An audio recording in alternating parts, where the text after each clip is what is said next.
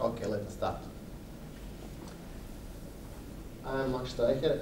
Perhaps you've been on the session before on some kind of technical track.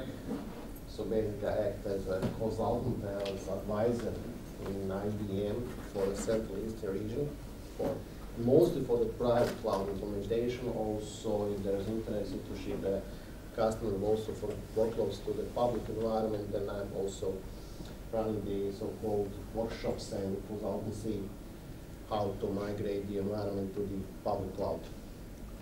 So this session basically it's called Successful Journey to Cloud. It's non-technology, it's nothing of technology here. I assume that technology can support all these requests to how to shift the workloads to the cloud.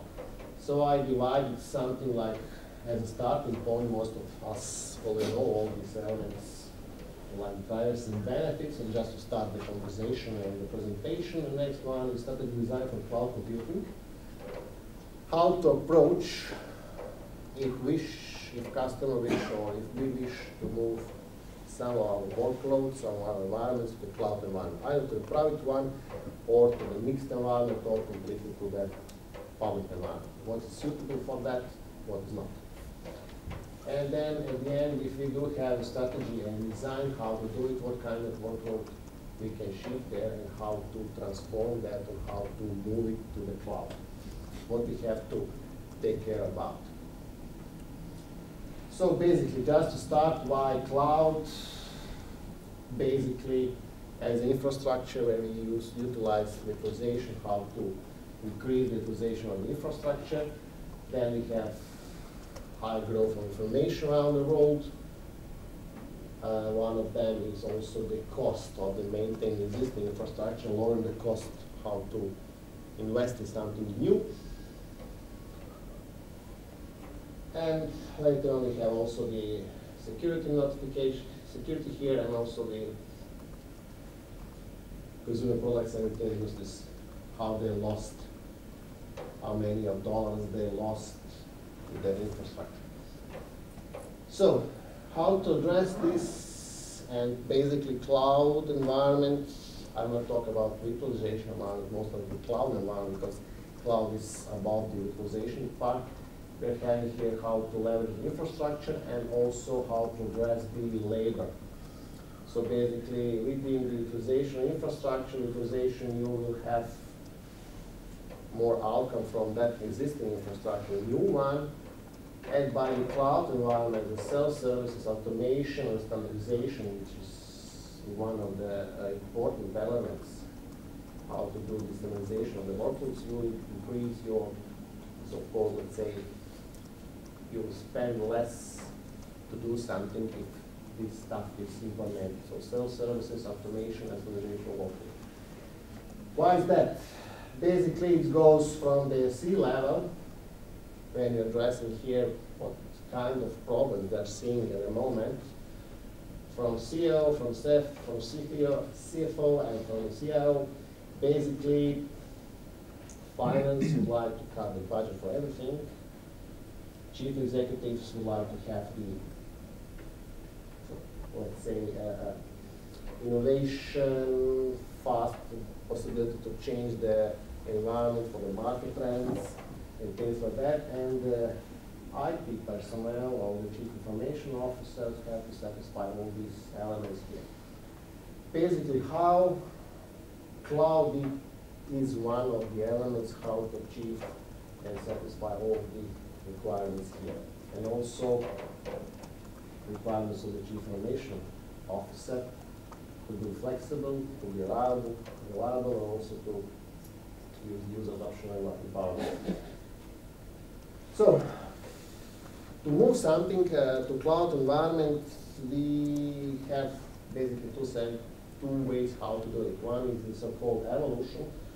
It's one of these, and I strongly suggest that this one is used. Or let's say this one is not written here, it's a revolution. It means you shift everything there, then you can have a problem. Basically, customers should start, if they're building their own private cloud, from consolidation of their infrastructure. Then we have to step further on to make it virtualized. It means put hypervisor inside to make virtualization of the switches, networking, storage. Then above that we have to standardize the elements, especially the images, especially the services which we like to provide. We have to do the automation. The automation we will avoid any kind of human mistakes inside. Sometimes we, let's say, said when you presented the cloud environment and do all the elements, we need this is that for, I don't know, this CPU, this RAM, and click submit, and said, okay, it's sent to provision, and we said, okay, the administration get email with all the elements, we go down in the data center and install it. There can be mistakes. If you automate it, either it's done or it's failed. So there is no kind of mistake that something is wrongly configured. To be successful in infrastructure, you have to have shared, as I mentioned in the presentation before also, if you're talking about a public one, you have to be multi-tenant enabled, so separate the customers. So there's no chance that each one of customers can go to see the data or hack the data from other customers on the same environment. And you go up here to cloud-based provision for standardized workloads. So, and then basically you will have the catalog of the services and the possibilities. What can you request from the provider or from your internal environment? And the shift is from standard managed services up to the cloud delivery service. Also, the question was on the first presentation about SLAs. It really depends. What kind of workloads would you like to put on the cloud and how the cloud is built. It's suitable for that workload or it's not. So it's not the case that everything can go in the cloud environment. What are the benefits? Most of us know that it's a virtualization, which will cut the cost of the infrastructure, it's organization, and automation will cut the cost of the labor, and we got the actual cost down, and flexibility of the environment coming up. So basically also when you have the requirements to additional resources, you just have to add them, configure it, the system will expand to the newly implemented one. Now, are all workloads ready for the cloud? Basically not. So, if you're looking here, this is, let's say, separation of some kind of a high level. So it really depends on the characteristics of the workload. Can we shift it or we cannot shift it? So basically, this one here is already enabled to do it. So we shift it. With this one, we can have problems. Either we will have, let's say, information density. Either it's suitable for shifted to the cloud. What do we have with that? Do we have any kind of the benefits if one piece moves somewhere else or not? Or, for example, are we trust our provider so much that we can put our sensitive data there or not? So basically, it is possible, yes, but it has to be considered what will we shift to the cloud or what will not.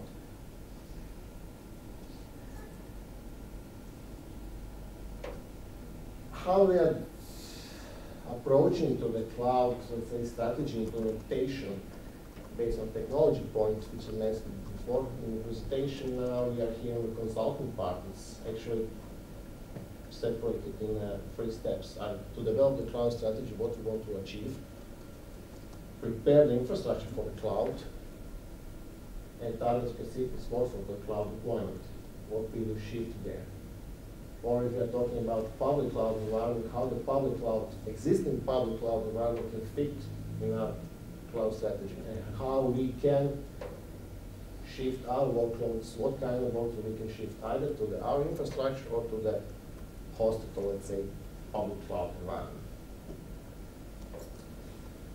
For that purposes, IBM developed 2 or 3 consultancy services based. One is strategy design for cloud computing, next one is workflow analysis and transformation services, and we also have business development for this one is specialized for the cloud providers. So the business model, how to enable either telco or new customer to provide the cloud services for the customers. So if you're looking at cloud computing, we have qualitative and quantitative benefits of cloud computing. One is from the cloud service consumer, what they really need, enhanced flexibility, so they can choose when they need something and for how long. Flexible pricing, pay model. Basically, I need it for 2 days, I'm going to pay that kind of amount. After that, I don't need any more. And of course, they have something linked to the market to be able to, with IT, follow their business requirements. For cloud service providers, it's advanced virtualization, elastic scaling, and rapid provisioning. It's to shift basically to fulfill the requirements of the consumers.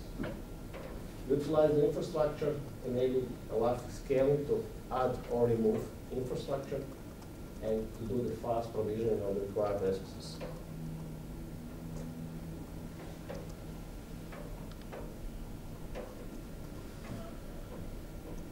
Cloud strategy and design services. As mentioned, basically before, identify where and how cloud computing can drive a business value for the client.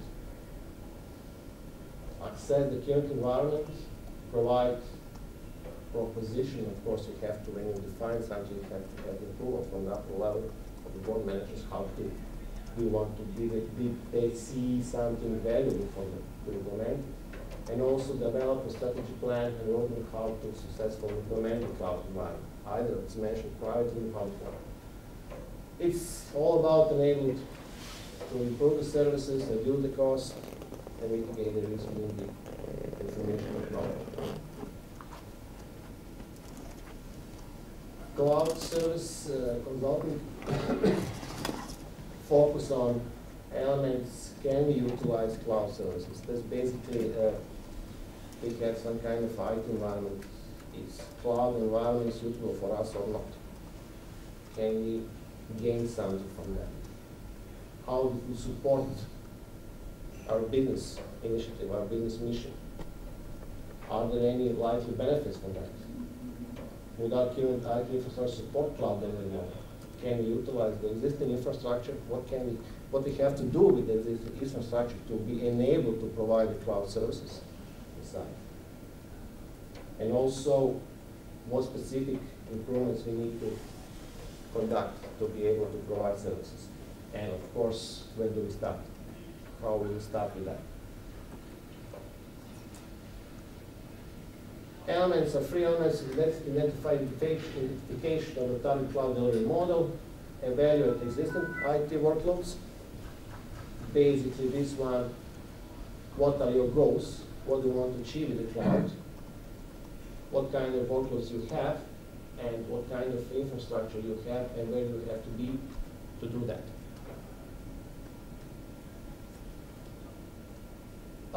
This approach is 5 steps. Usually it took a couple of workshops and let's say 2 or 3 months of work to do that. Not all the time in the client premises. So it's not so intensive, but you have to collect and you have to discuss lots of elements here. So it's basically the first one is already the strategic alignment. Your current environment, where you want to go. What is the opportunity for the cloud within your environment? Assessment of the IT maturity level of the IT environment in your organization. Do the prioritization, what are the most, where will you have the most success if you move some kind of work to the cloud?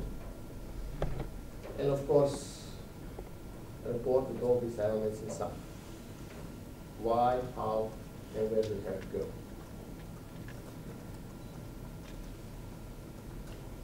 On the first stage, we developed optimal delivery model. It's a mix basically from delivery models you want to have it on a private in-house or on a shared environment, so called public cloud.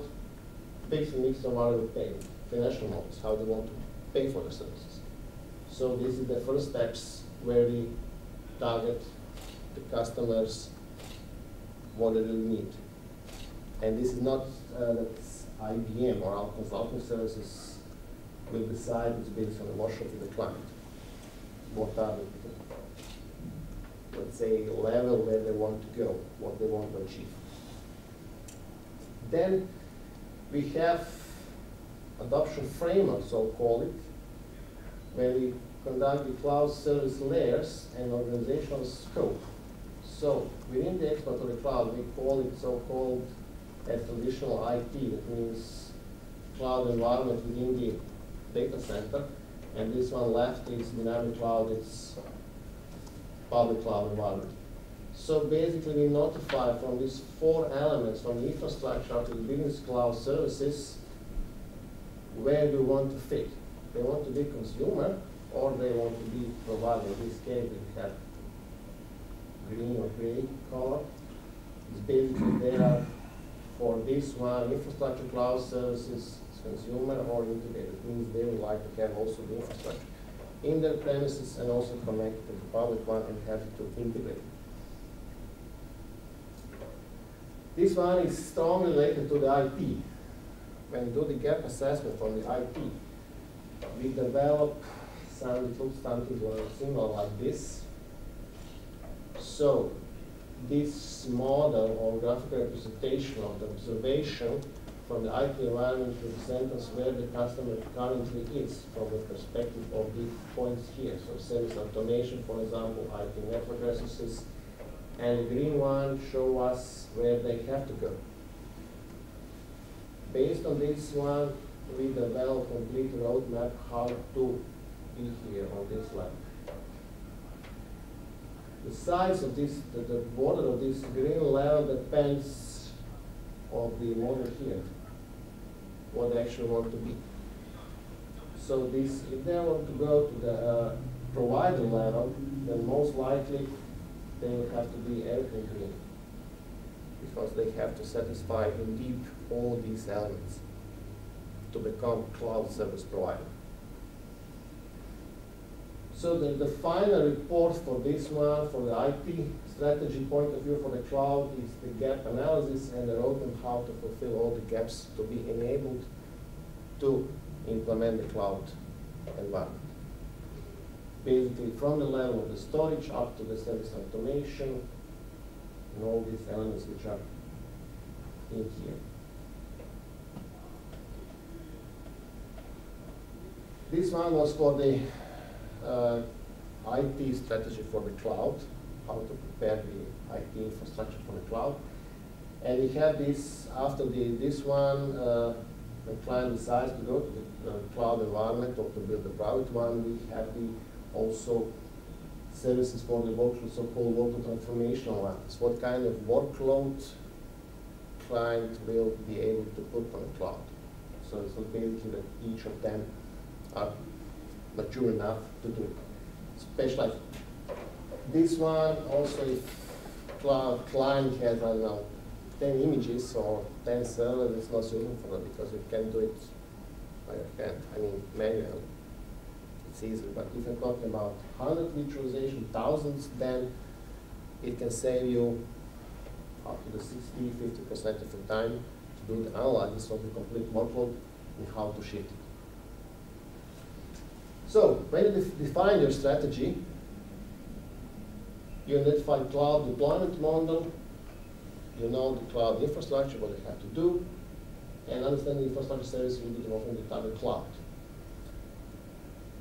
In this session, this consulting as transformation workload for the cloud, it's improved decision-making capabilities. You know what you can shift there, but then you have to prioritize what we can migrate to cloud. What are the best benefits if we shift some kind of workload to the cloud?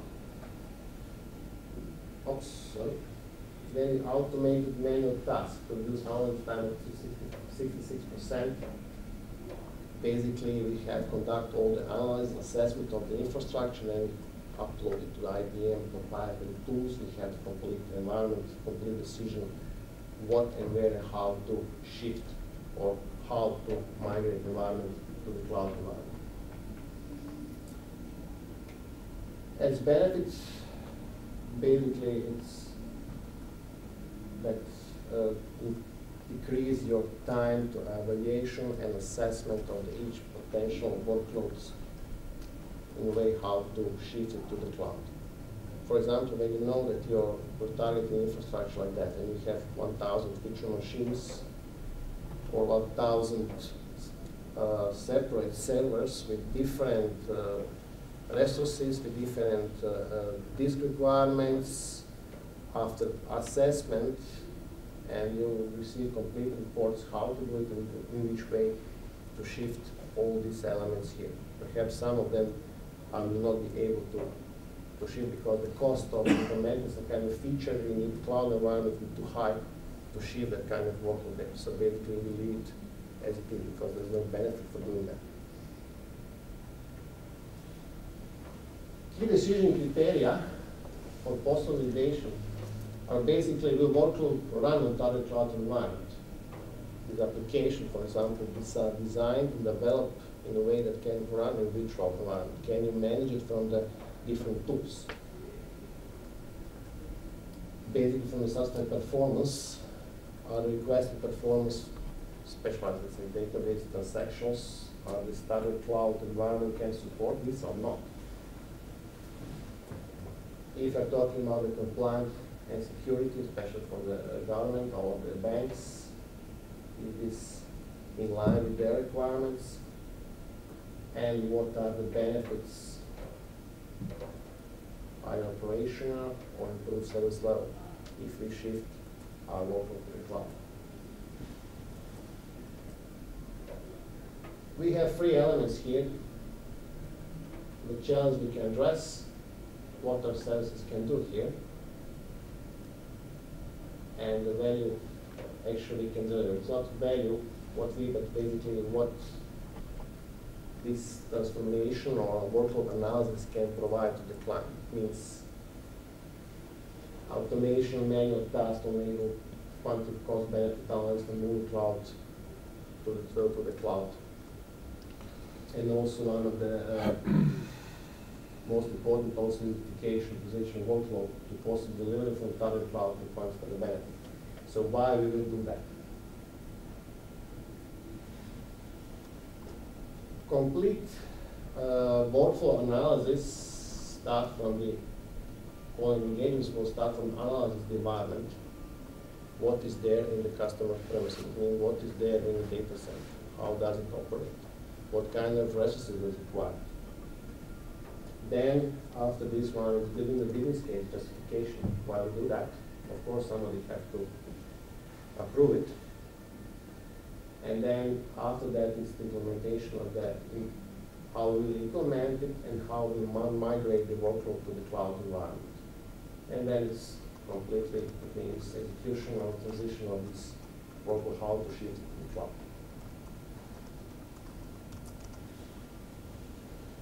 How we look at that, basically it's not, okay, we're going to build cloud, we'll develop that, then, okay, migrate this, my environment here to that environment there, or you have the catalog, you provision, you start running, and it stops. So basically, we need to know, we have to know what it's all about, what customers would like to shift to the cloud. We have to analyze it. And then you can say, yes, for these 10 of them, 6 of them is suitable.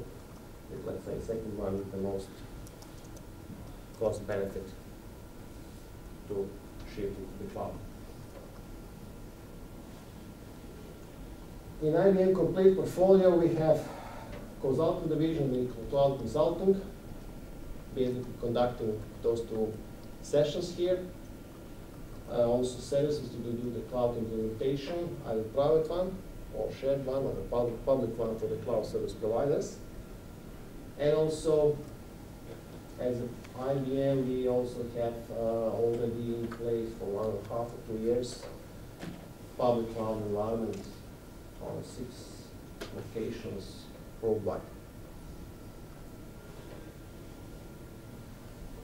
Within the cloud, actually started internally. So we shrink our data centers, numbers of our data centers dramatically. Basically, we have, I think, something like 1.1 against 4 investment gain. So those data centers actually, as mentioned, which are the cloud labs. One is not here, it's in Krakow, specialized for the Tivoli products. Then we have smart business clouds, which actually are hosted, are public cloud environments, so customers actually can choose. Would like to have it in Eningen, would like to have it in Rio, would like to have it in Singapore, in Tokyo. And there is also services from the IBM and the IBM Electrical Cloud data centers. So before starting this the public cloud environment, we did it internally. So there are lots of experience in that, how to build the cloud and how to operate and how to manage the cloud. Management is one of the most important stuff. So again, I think this is it.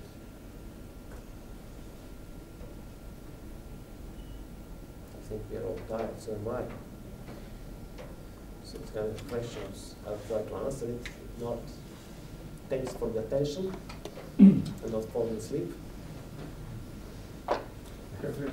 No, okay. Regarding the data center which provides services, cloud services, IBM. Now we have a data center in Eningen. Eningen, that's the closest one. That's the closest one. It's, I think, 30 kilometers from Stuttgart, something like that. Is there any plans to have such type of DC somewhere, like in Poland or? At the moment, no. No. At the moment. Because the infrastructure is quite, let's say, expensive, it's complex. So there should be a business model that will fit to implement something. But also it's possible to have it. ICE is a small country, so I always like to know that something is small and medium business in the US, it's enterprise here. And basically it's how to address it, but also it's possibility to have it as a managed environment within the region. So it doesn't have to be operated and managed by the worldwide team, which actually sits in Israeli, where the complete management system is. Also can be locally implemented, hosted, managed by but separately. But for the client, it is the same, just access.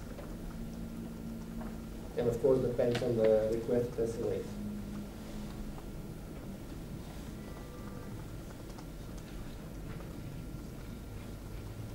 Thanks.